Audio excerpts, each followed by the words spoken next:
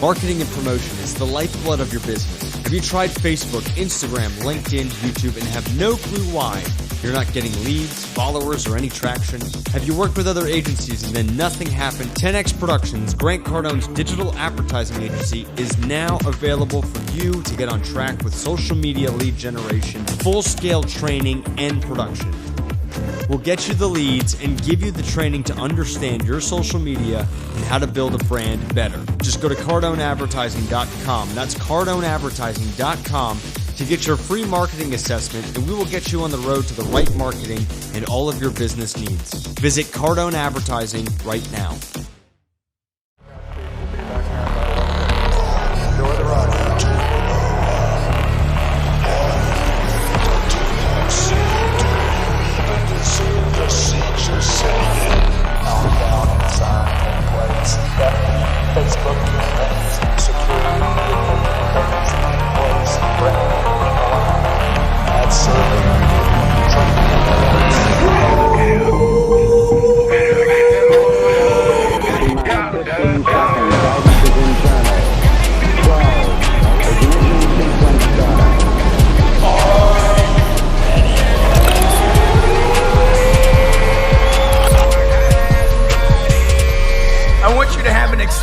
That you will never, ever forget.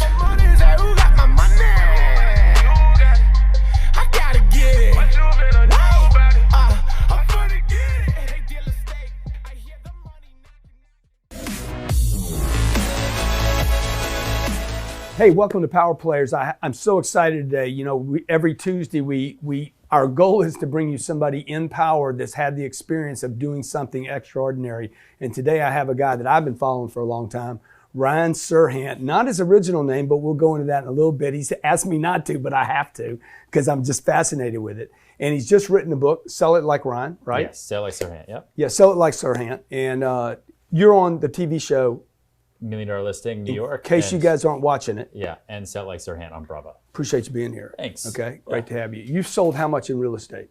What do you think you're responsible for? Total, I don't know. We did just over $830 million last year. Wow. The year before, I think we did something like 640 or something like that. The year before was 500 something. So big increases. 10 years ago. Yeah. 10 years and almost doing $1 billion a year. Yeah, yeah. Brokering. Yeah. Brokering. Yeah. Very different from so what does that mean? What does that that mean so the audience understands brokering? So we're real estate brokers, so residential real estate brokers, and we take commissions on everything that we sell. So, you know, that 838 is made up of a lot of $1 million deals, $2 million deals, you know, a handful of 20, 30, and $40 million deals. And so that's the gross sales number. I think gross commission last year was like 21 or 22 million. That's awesome. Yeah. That's all, and that's why you're sitting in that chair, man. Right. So how does a guy, okay, before we go back to, you know, how you became who you are today, Sure. How does a guy step into a business that's extremely competitive? Yep. Because most of the audience is watching this, they're in the same space. And Sure. maybe not real estate, but it's competitive. How does a guy 10 years ago step into New York real estate business, Yeah. highly competitive, and produce at these kind of levels in that short a period of time? I mean, the barrier of entry for sales is like down in the floor. Yeah. Like that's what's so great about it. That's also what's so scary about it. But if it wasn't so easy to get into the business, I never would have gotten into it. If in order to become a salesperson or become a real estate broker, if I had to go to school for 4 years and take on a lot of debt, I probably wouldn't have done it. Mm-hmm. But it was, I think at the time, 50 or 60 hours in a class, a couple $100, and you become a licensed associate salesperson in New York City. And you could advise people on $1 billion deals. If you could find somebody that wants to do that, Yeah. if you know what you're talking about. So you start from the bottom. You know, there's 80,000 of us, I think, in the city now. Just in New York? Yeah, there's a lot. Wow. And you start at the bottom, so you do rentals, right? And I got into the business purely just to pay my own rent. Mm-hmm. That's the whole reason I did it, was because I didn't want to be a bartender. I didn't want to be a waiter. I wanted to make my own hours, not be stuck to a desk. And so I'd post ads on Craigslist. I'd meet people, and then I'd go show them other apartments, and hopefully they'd take one. And that was my sales boot camp, was meeting crazy New Yorkers on the street and showing them apartments that I didn't know where they were. And I learned the city at the same time because I'm not from New York. I didn't know anybody. And those are my first clients, and just sort of built up and built up and built up from there. So your first deal was what? Do you remember it? It was a like lease? it was $1,100 a month. Oh, they were all leases. Uh-huh. All my first deals for the first couple of years were were $1,100 a month in Koreatown, right? And so that's $1,100 a month. The commission would be 1 month's rent. I would split it 50-50 with the house. So I would be $550. $550, which for me at the time was like models and bottle money, right? Yeah, it was huge. Yeah. Because I had spent the first couple years in the city making no money whatsoever. You can get a model for $550. I thought so at the time. I didn't know that. Yeah, I thought so at the time.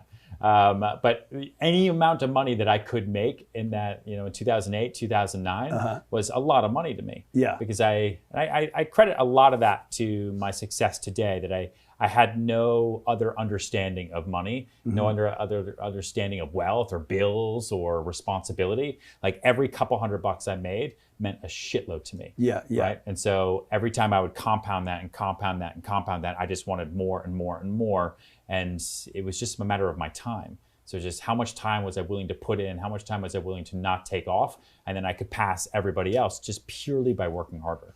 So who were you before this and before $1 Million Listing? Like, tell me about how you grew up, where you grew up, and what the circumstances like. I was born in Texas, in Houston. Okay. Grew up what part in of Texas, Kingswood. Okay. Yeah, I outside know Texas. Houston. Yeah. Grew up there and moved to Long Island for a little bit, and then really moved to outside Boston. So I grew up outside Boston. Go Red Sox. Yeah. So they just won. I grew up outside Boston, and I did like English and theater were my things, right? And I went to college in upstate New York, and I wanted to do theater. That was always kind of what my passion was, what I wanted to do. I wanted to be an actor, and that's what brought me to New York City when I graduated. I took the LSAT because I thought I had to go to law school like every other liberal arts, graduate, and I bombed that, so that didn't work out. And then I tried to be an actor, could make no money, it didn't work out. I got into a soap opera for a short period of time, and then I got killed off. Yeah. And then I ran out of money. I was like, what do I do? Do I move home to Colorado because my parents had moved by then? Or do I stay in New York and try to figure it out? And that's when a friend said, listen, get your real estate license, rent apartments, it'll at least buy you time. And my rent was like $1,000 a month, for a studio on 31st Street in Broadway, sharing a bathroom with a lot of people. And it was the worst, but it kept me in New York City. And that's what I did. So when did you lose the Texas accent? I never really had one because my parents aren't from Texas. Okay. But we lived there. My sisters who are still there, they have accents. But I never really had one. And then because then we went to Long Island where there's a strong accent, and then we went to Boston where there's a strong accent. So I think that the accents never really stuck to me. Yeah, and you went with who? When you went with my parents. Okay. My parents and my little brother. And why were they going there?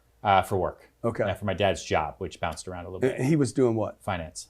My whole family does finance, every single one of them. What does that mean, finance? They're all in investment banking. Okay. Yeah. They make a lot of money in that space? I think so. Yeah, they do okay. Yeah. Yeah. What do you mean you think so? I mean, I had a comfortable life. Yeah, Like, I don't that's come what from I'm looking squalor. for. Like, Yeah. You grew up middle class, upper middle class? Yeah, we grew up nice. We had nice houses. I had nice things. I never had to deal with student debt, like we grew up well. And so I think but we always had to work. Like my little brother and I always had to do manual labor for our jobs. It sucked. It was the worst. I resented it, fully.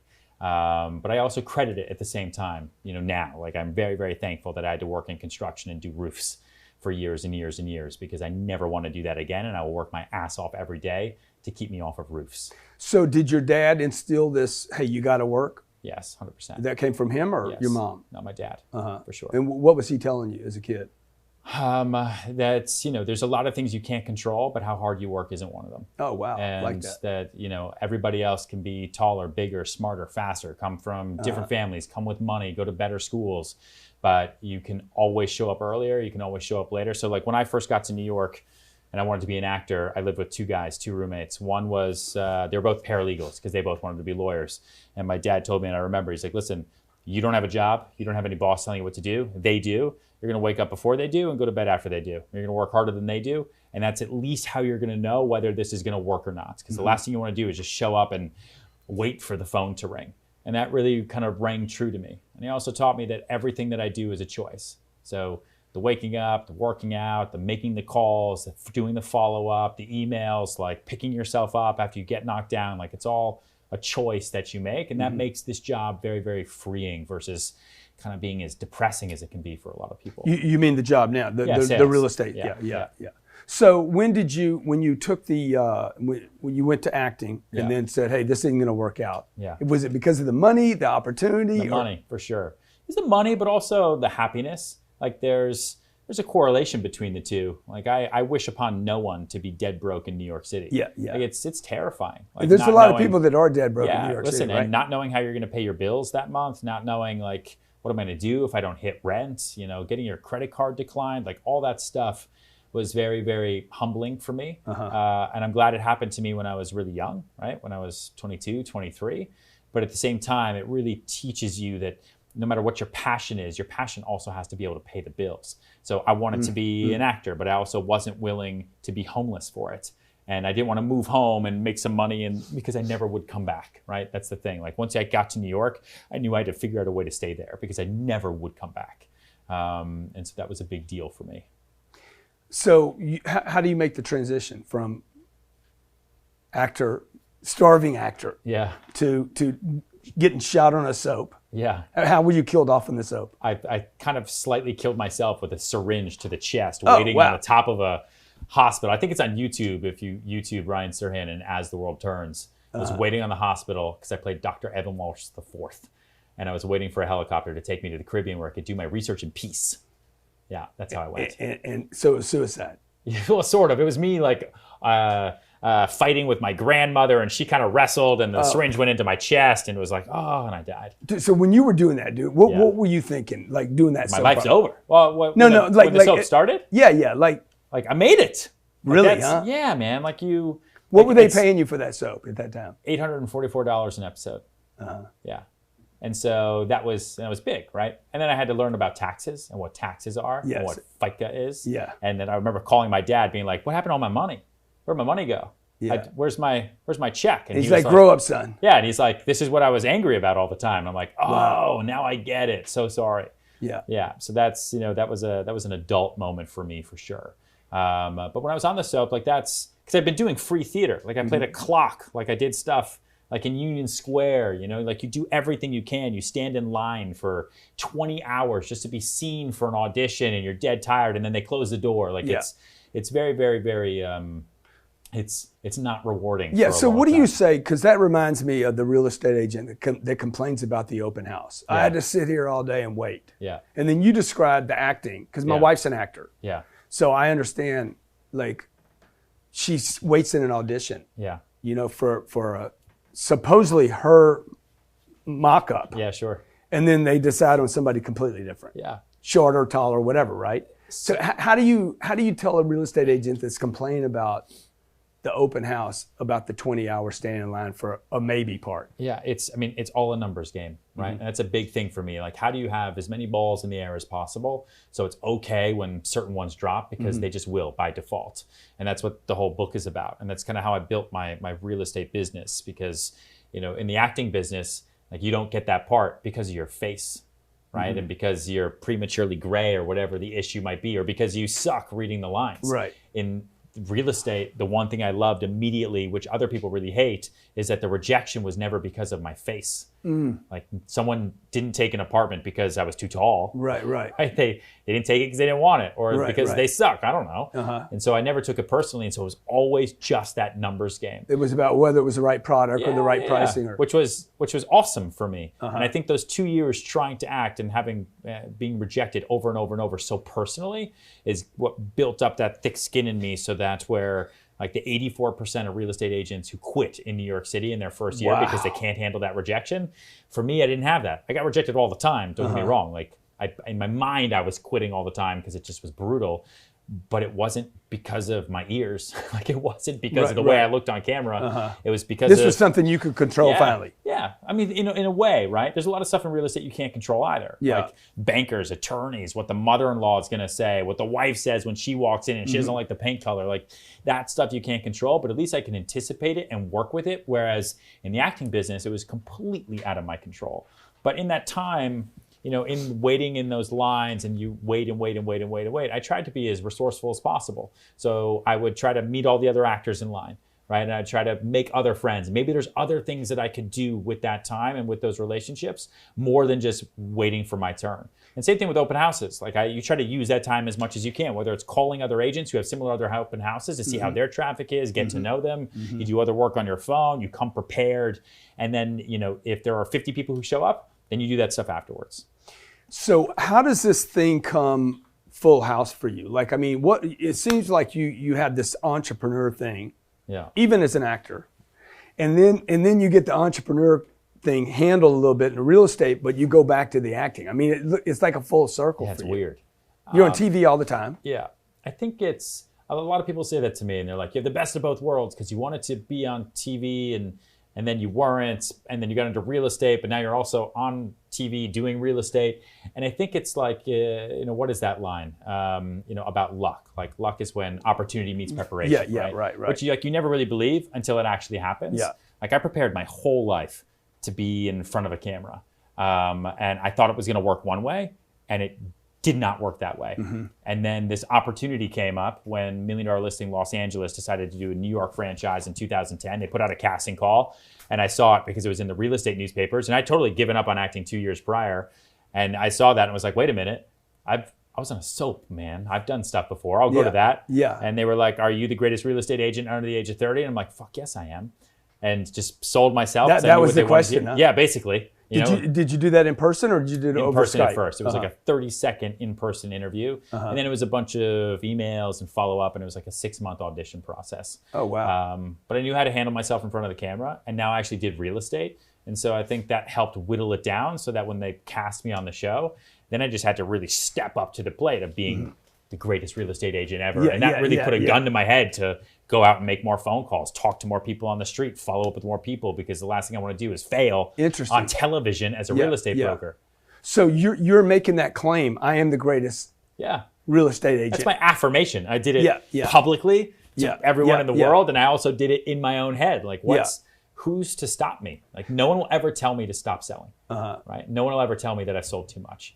So if I wake up every single day and say I'm the greatest real estate broker ever, it might not be true today, but it will be true eventually. So how important is that affirmation? Like just talk about for Massively. you. Yeah. What people are saying to themselves every day. The power of positivity, the power of yes, right? Say yes and figure it out later. Stay positive. And, I always kind of look at it like you're driving in a car, right? And there are two types of people. One person looks out the right window where it's sunny. The other person looks out the left window where it's cloudy. And you both made the same choice to look out a window. One just decides to see a different type of weather. And for me, it's always been like, okay, so it's my choice to wake up upset. Bad things can happen. It's okay to get pissed off, right? And it'll always happen, and balls will always fall. But it is your choice to wake up positively or negatively. And so I've always just made the choice, even if I'm gritting it and I hate it, and I really want to be pissed off, and I want people to comfort me, and I want to feel bad. That's not a choice I'm willing to make because I know it's going to affect my day, and no one wants to buy anything from someone who's pissed off. Right? They want to buy something from someone who's enthusiastic because that's what you sell. You sell enthusiasm every day. And that enthusiasm and that positivity, like that has been a huge, huge boon for me. So you said the affirmation you made publicly. Yeah. Because I think a lot of people know that they need to be positive within themselves. But you said, hey, when I make that public on the Millionaire listings and say, I am the greatest. Yeah. What is the power of you publicizing your decisions? I mean, it's the power of massive stress, right? And I always do that to myself. Like I put a big roadblock up in front of me, whether it's that I went on TV and said, I'm the greatest real estate broker ever. Now I have to live up to it. Or I just bought something I can't afford, or I just expanded my team and I don't know how to handle it. It's always important for me to create my own challenges so that I can then figure it out and then get to the next place. Right? Otherwise, I'm just stuck and okay with the status quo. So by doing that and making it really public, and I do that now with the vlog and putting it out there on YouTube, which is a totally different audience for me that I've never had, a much, much younger audience. It's a way for me to kind of hold myself accountable. Like otherwise, you can say whatever you want to yourself in the mirror or in the shower, but unless you put it out there and you hold yourself accountable and kind of maybe feel like the threat of embarrassment coming because you're not going to hit your mark, like then what good is it? The public will hold you accountable. Oh, for sure. I left the World Series game 3. I was like, I knew it was coming out here, and I see all these images of your wife. Yeah. The 10X hat, and you're like, who is this woman? And I see you next to her, and I was like, oh, that's great. Yeah. So I left at the 16th inning. Yeah. At the bottom of the 16th, it went 18. Yeah. And I was like, I was on a 3-hour clock, so it was 3:30 in the morning for me. And I told my wife, I said, let's go now, it's time. She's like, but it's going to go longer, and their TV's why, and we're on TV. And I'm like, everybody's going to sleep, okay? Yeah. So whatever we came to get here, we got already. I said, I need to go home now. So many people ragged on me for leaving early. They're like, why'd you leave early? You're the 10X man. You can't leave early. I said, well, I did that night. Yeah. So, do you think that has helped you multiply your business, being on TV, being out there, telling the public who you are and what you're going to stand up for? Yeah, success begets success. People will only hire you based on what you're known for. So if I'm not out there telling people over and over, whether it's on Instagram, Facebook, Twitter, YouTube, or because I got really, really lucky on a national television show, then no one's going to know what I stand for, especially when you're in sales, whether you're selling anything. You're selling classes, you're selling tires, you're selling real estate. So it's always important for me to put out there over and over that I'm a salesperson, this is what I sell, because that way people will know it. Yeah, and a lot of real estate agents, they don't even use the word sales. Like, yeah, it's weird. I can be with them 40, 45 minutes and like never hear the word come out. I'm not a sale. They actually say, I'm not here to sell you. Right, which is... But you've used that word over and over today. Yeah. I mean, I will say though that the biggest mistake most salespeople make is actively trying to sell. Like that's like watching a pot, right? A watched pot never boils. And so it's important to not focus on the sale. But it's a different conversation. You know, I talk about sales all the time because that is what I do. Like I'm not romanticizing it. I'm not a real estate, vice president or a real estate expert or a real estate broker. Like I'm a salesperson. That is how I make an income. Right. That is what my 1099 depicts. Did I sell something or did I not? And I think once you own that, then you will sell more and you will make more. So, and you say like, if I come look at a condo, what's the most expensive deal you've done? Oh man, we sell entire buildings. So this year, the most expensive single family. Yeah. We sold a 3-bedroom apartment for $31 million. Yeah. So when that person walked in, yeah, you have an image of him right now? Yeah. Well, I found him the place, so he was my buyer. But yeah. Okay. So you went and yeah, they didn't just walk in. Do you call him up and say, I got the place for you?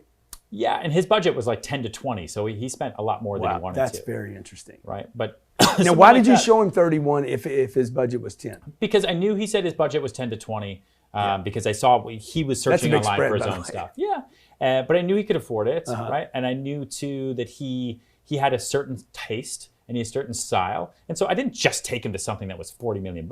Yeah. I showed him other things. I definitely showed him all the things in his price range, and I saw that he didn't like them. And he wanted to stay in a price point. And I said, listen, I've got one thing that's going to knock your socks off. Yeah. And that's that wow moment, right? Yeah. Showed him something for $40 million. And he was like... Did he know how much it was going to be before he got there? Yeah, I told him this thing. I was like, listen, don't be pissed off. I'm going to show it to you. It's 40. Yeah, yeah. And after he really liked it, he's like, this is crazy. Let me know when they can get it to 20. And I said, listen, it's never going to get to 20. Yeah. What if I got it to you for like 30, 31?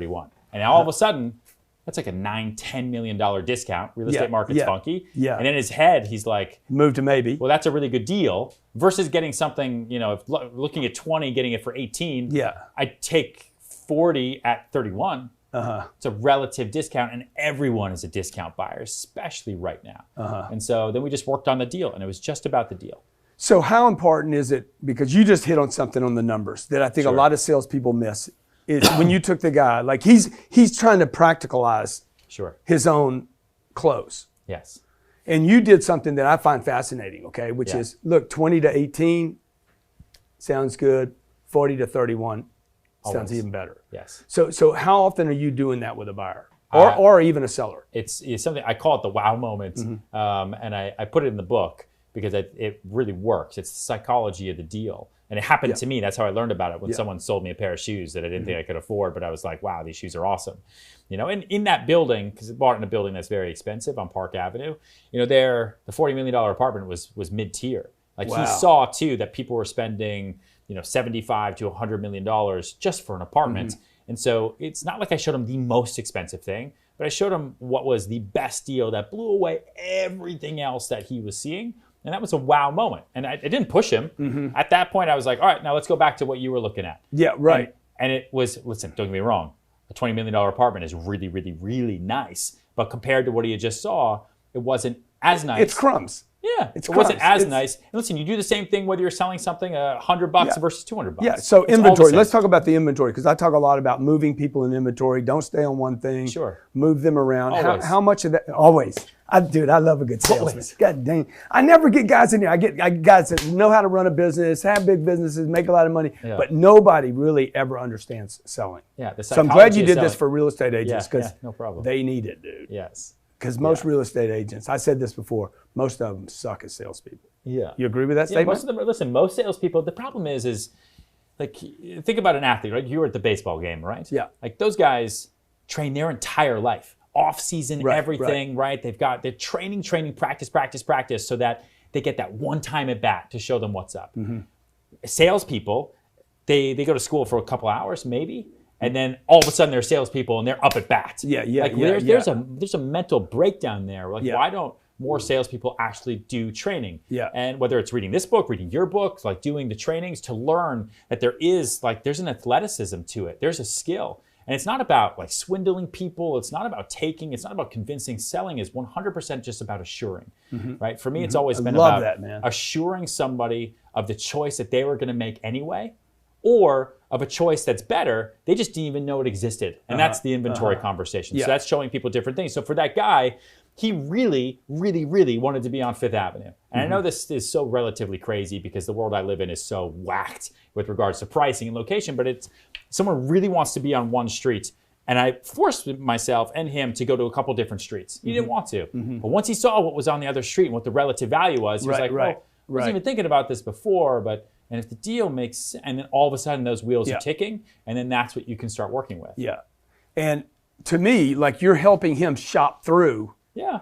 Because I think people close on logic. Yeah. I believe people close logically. They buy emotionally. 100%. But 100%. There's got to be logic. Yeah. There's got to be something to support my emotions. Listen, something I say to particularly everybody, with people that kind of money. Yeah. Because they didn't get there by being just emotional. No, of course not. They all work incredibly hard. And what I tell people all the time is I cannot negotiate with someone's wallet, but I can negotiate with their feelings.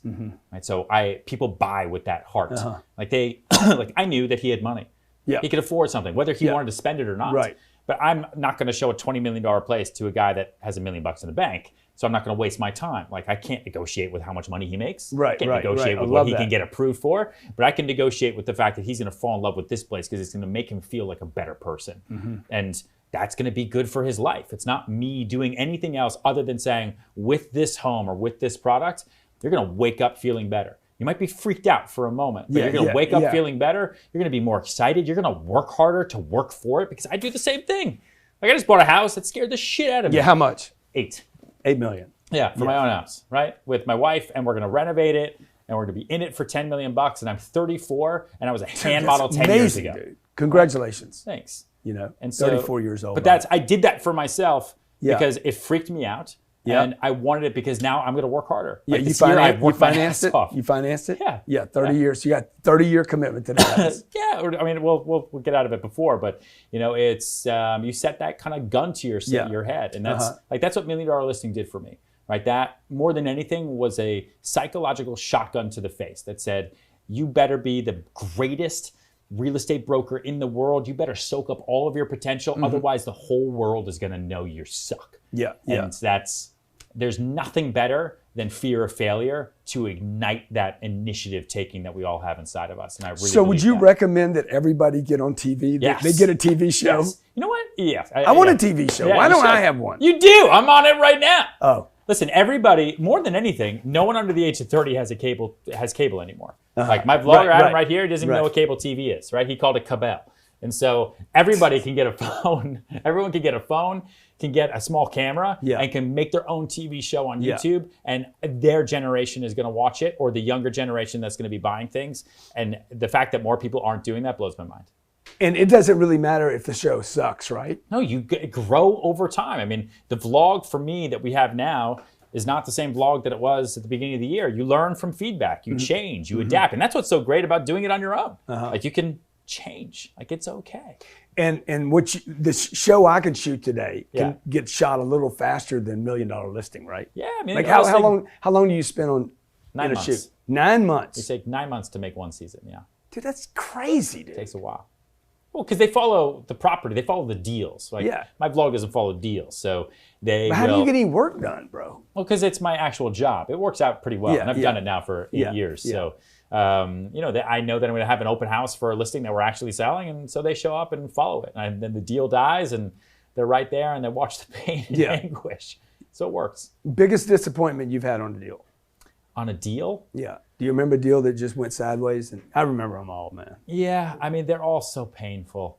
You know, I mean, the big one though, the big one that you were counting on, dude, it was going to be like, okay, that's the one. Yeah, I would say a building that I lost, a building actually that I got fired from, right? That was the worst one because that You was just one, connected with a lot of people, by the way. like getting fired is the worst. I was on a building, it was the biggest building ever. It was 442 apartments that I had to sell, which when you're just a regular real estate agent trying to sell a handful of homes a year to all of a sudden be given an entire building, like that's, you start thinking about like, oh wow, that's almost like guaranteed pay, guaranteed sales, and they will sell because you know the developer has to sell them. Yeah. The developer's not going to just sit there with apartments and not sell them, so they will sell. And getting fired from that was the worst because all of a sudden that was like I had this nugget, this golden nugget, and they fired me and they gave it to somebody else, and I'm still getting revenge for it. Why did they fire you? It was a host of things. It was that I was too young, right? That was one part of it, and That's discriminatory. I mean, Yeah. you can be sued for that. not as real estate agents. No one cares, man. No, right. It's part that I was young. It was part that I wasn't supposed to. I was supposed to be there 7 days a week, and that was super hard for me. And they wanted a bigger, more experienced broker, amongst other things. And how are you getting revenge? I go after every other building in the history of the world to try to get them to show those developers what they've missed. Yeah. And how much of that drives you? A lot.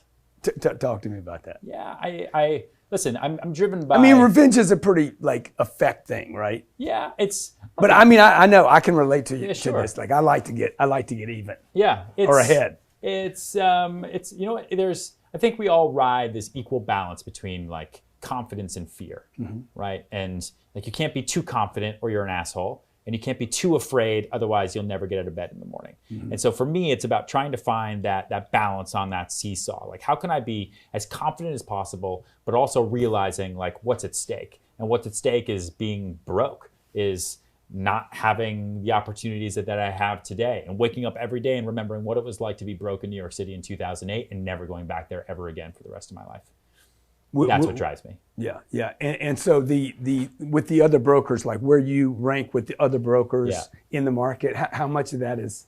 That's a lot too. I mean, listen, it's I would be lying if I said it didn't play into it. Like our numbers are important, right? I want to sell as much as possible. I want the biggest team possible so that our numbers are as big as they can, because once you hit the top, you only have down to go, right? And we were number one last year. I have no idea where we'll be this year. I hope we're at the same point, hopefully. It's been a weird year. New York City real estate is tough. There's been a massive correction in New York, which the rest of the country is going to start to feel slowly. Like I see cracks now.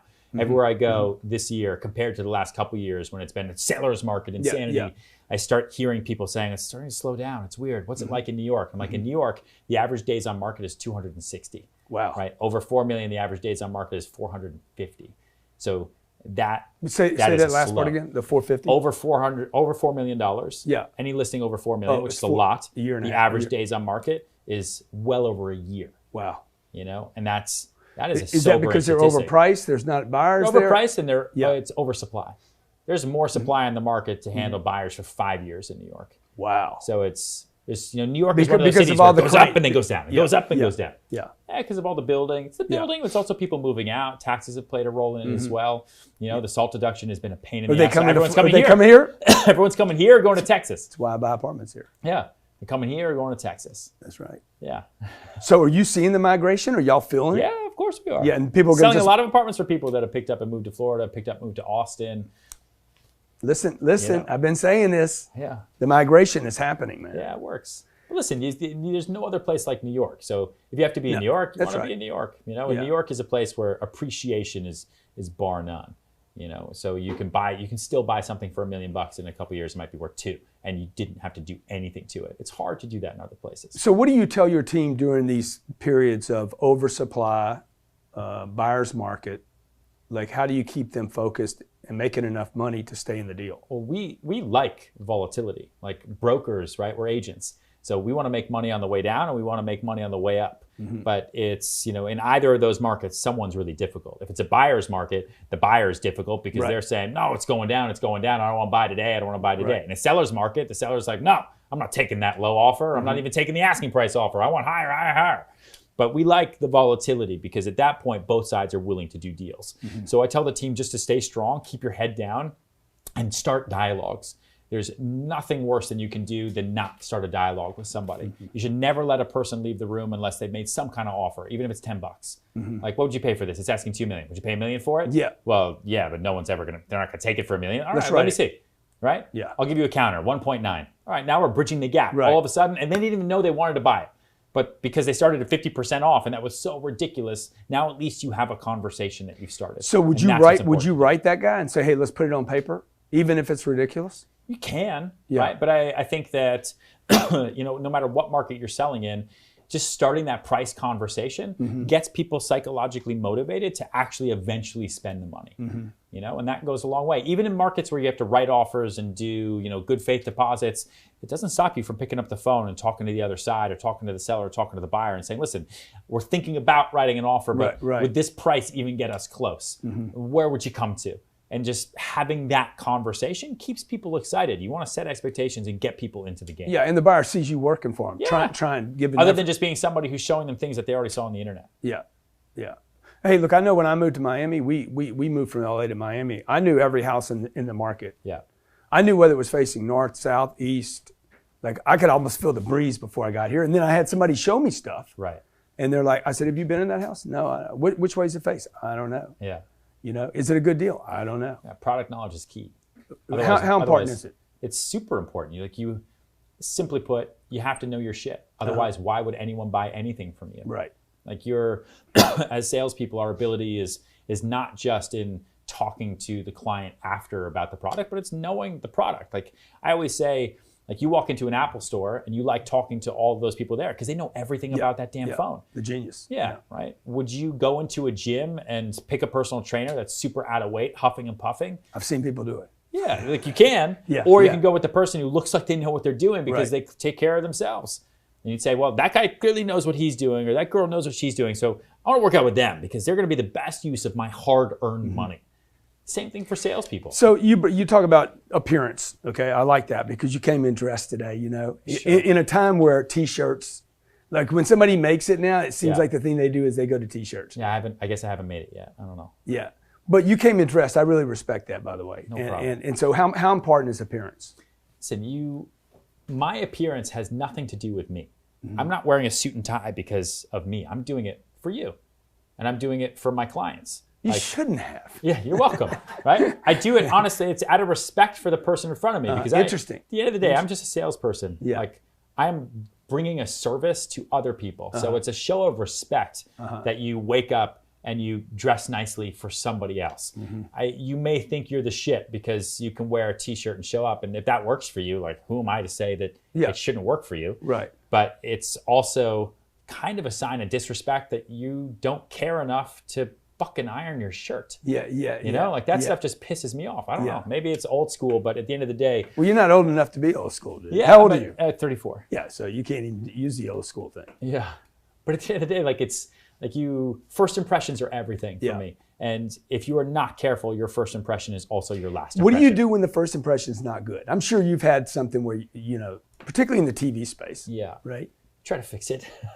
But so you can, right? You can. Have you turned around bad first impressions? Of myself? No, of others to you. Oh, sure. I mean, yeah. Because I always got confused about the first impression thing because I'm like, does that mean that like I'm out now because I didn't make a good first impression? Because most of the time I don't. I think I try to. I think I try to apologize when I know that I've made a bad first impression, or at least try to show that I am worth something. Like I have someone of value, and this is what I can provide to you. But unfortunately, a lot of times you don't know that you've given a bad first impression. Like you don't know. Yeah. Unless someone says it to your face, you just never hear from that person ever again. You don't know why. It's probably because you had a bad first impression, and then it became your last impression. Right. Like, and that sucks. Yeah. I know that when I make like, oh, he doesn't like me, or maybe I'm just being sensitive and they do like me, but Yeah, maybe. So how are you sensitive? Are you a sensitive? Probably, I think so. I'm a Cancer. I was born in July. Yeah. I want everyone to like me just like everybody else. Yeah. You want them to like you or buy from you? Both. Yeah. Yeah, both. But listen, if they don't buy from me now, but they like me, they will buy from me or refer me sometime in the future, and I'm not going anywhere. So last thing, and I want to talk about the book and where people can get it. It's on Amazon, I'm sure. Yeah, it's everywhere. Okay. Yeah. It's everywhere. Everywhere books can be, I think. Yeah. It's right here in Miami right now. Yeah. Where do you want people to go to get it? Amazon? Or You can go to you, Amazon, or- Barnes & Noble, find it on selllikeSirHant.com, Audible, ebooks, like it's everywhere. Did Go to you read Amazon, the book? it's easy. Did you read it yourself? Yeah, of course. Dude, what do you mean, of course? What, Most wrote it? people don't read it. Really? No, most people have somebody else read it. Yeah, that's unfortunate. No, it's terrible. Yeah, I mean, it's my whole life. Like, it's everything Yeah. that I've ever known about selling and how to structure your day. Like, little stuff that I haven't found on my own about, like, what to do when you wake up. How to really be your own boss, how to be your own CFO, your own COO, like all the little minutia down to the bigger picture too. And it's funny. Yeah. Like my life has been a series So of how funny, do you- unfortunate events. It seems like it's pretty fortunate, and we're meeting, we're spending time together, Yeah, now. So how do you start your day? I get to ask this question all the time. I don't know why people are so hung up on this big question. Yeah. does Monday your through day Friday, start? I wake up, depending on the day, I wake up between 4:30 and 5. Okay. I answer emails from the night before, or I fire off emails that are going to start the day. That way, when people wake up an hour, 2 hours later, they already know that I beat them, right? That's important.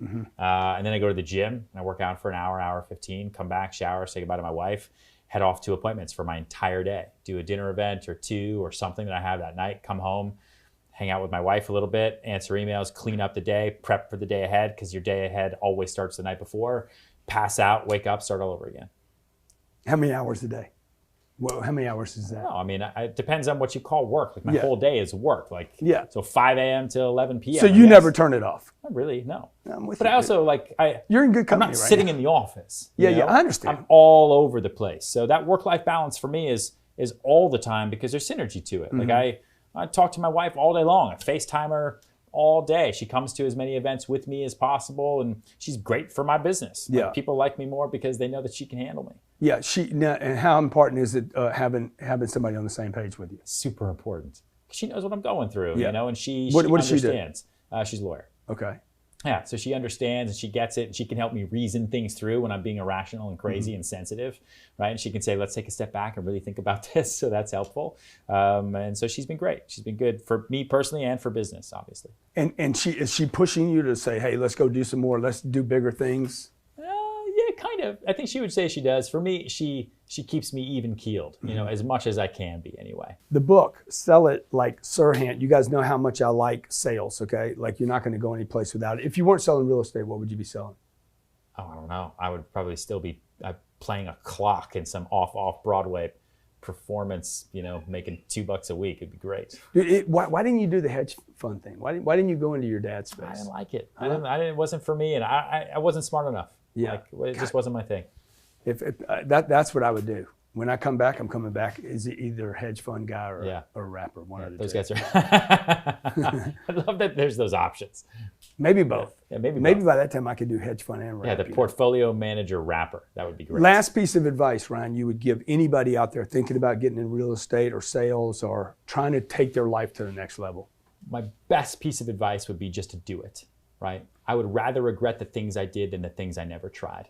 There's so many people I meet who got their license 5 years ago and still haven't done it, who haven't left the job that they hate, who are still working part-time somewhere else because they're too nervous. Like, you only have one life to live, and before you know it, we will be dead. So just get off your ass and do it. Do you think? How do you know that's true? By the way, Because it's That you only live 10 once. years ago, I mean, metaphysically, dude, I don't know. I think there is some sort of, why do everybody say that? Everybody says this like they're so confident. You only live once. I'm like, how do you know that? as far as I know, I only live once, and that's how I'm going to live my life now. If it comes out not to Yeah. be true, Yeah. I'll come and find you and be like, dude, this life, I'm taking it easy because I got another one coming. But as for right now, I'm living this one like it's my last. See, I push harder because I think maybe I do come back. Oh, as a rapper. Or a hedge fund guy. There you go. Or You're both. awesome, dude. Thanks for Appreciate you having coming me. in, okay? Hey, guys, grab the book, okay? Now, if you're not in real estate, would the book still help you? Yeah, it's, I did a show on Bravo as well that you can watch called Sell It Like Sirhant, where I went in and I helped other salespeople who don't do real estate learn how to sell whatever they sell, from cabinets to hot tubs, insurance, body waxing memberships. And so the book is for how to sell anything. It's not just real estate. Yeah. So, and this is really important for you guys out there. This guy's selling $31 million projects. If you can figure out how to sell 31 million, 80 million, 100 million, guarantee you, you can transition to a hot tub. Yes. Okay, and True. you should work on And selling vice other versa. things, not just the thing you're having trouble with, okay? Yeah, Thanks of a lot course. for being here, man. I know it's going to help a lot of people. Hey, get yourself in a position to sit in that chair right there. Dress like this dude. He's got all his He's got all the bands going. He's looking New York. He's looking fresh. He's looking good. And he's creating success and sharing that great example. You need to do the same thing. Thank you for watching Power Players. See you next time. Automatons, or artificial beings capable of independent thought, have been a fixture of science fiction, literature, and motion pictures throughout time. Today, the convergence of technology and imagination has reached new heights, which are reflected in the advancements that we see in every area of our lives. Over the last couple of years, AI machines have made their way into our homes, the battlefield, our workplace, and even into our hands in the form of smartphones with voice recognition. Digital assistants for the home represent an opportunity if you know how to take advantage of them. That is where Nico's Computer Engineering comes in. Tim Clark brings you the latest news about the most up-to-date strategies to position yourself in the digital landscape, finding a path to productive business applications and how to automate them with artificial intelligence are just a few of the topics we cover in our weekly segments. Nico's Computer Engineering is here to find a unique solution for you. Growing your future, protecting your past. J.D. Frost & Company, PLLC, is a public accounting firm. Offers a variety of assurance and tax services to businesses and individuals in the Chattanooga and surrounding areas. We focus on construction and manufacturing industries. Our primary objective is client satisfaction through excellent customer service. Work with the best. We are accredited by the BBB. This is J.D. Frost & Company for a full suite of tax assurance and management accounting services. Visit us right now at frostcpas.com. MailTag is an email tool that helps you make more sales in less time. Imagine sending out an important email and knowing if and when it was opened. Imagine it was a proposal or your resume. 78% of people you are sending email content to never read it. Unlimited real-time tracking, email scheduling, pings, and trusted by 13,000 plus professionals worldwide. Start your 14-day free trial with MailTag. Chasing low-quality leads and leaving voicemails for prospects is no way to grow a business. We both know that. What would 50, 100, or even 200 new customers contacting you directly every month mean for your bottom line?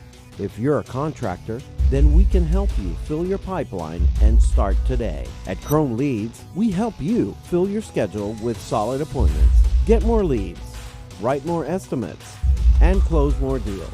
Need funding to scale your business? We've got you covered. Chrome Leads is here to help you to build your business brick by brick. Call us today at 403-710-6271.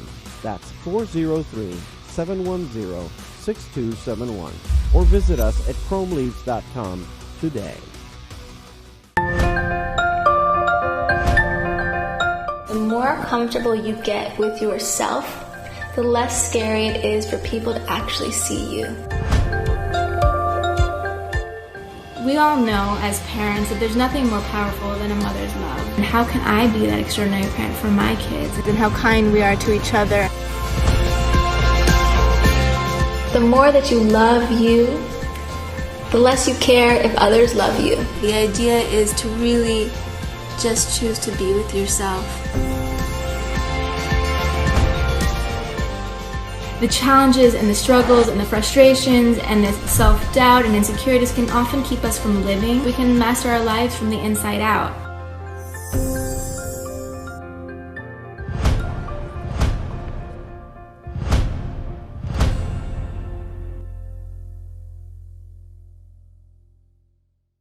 Chris Root of Hustle Wholesaling. Chris is in the interesting real estate space, but he's figured out a little niche of it, flipping deals, what he calls ho-tailing and wholesaling.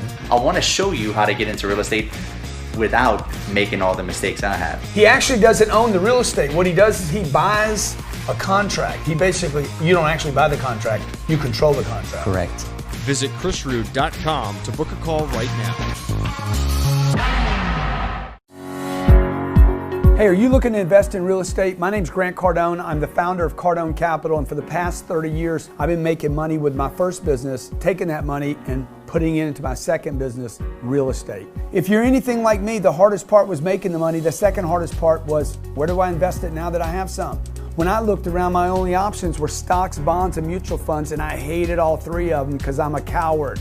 And that's why I started investing in income-producing properties. Today, we own almost 5,000 units around the United States that produce positive cash flow every single month. Today, qualified investors can now invest with us at Cardone Capital, where we give you access to institutional-sized deals. These are monster-sized deals that can weather time.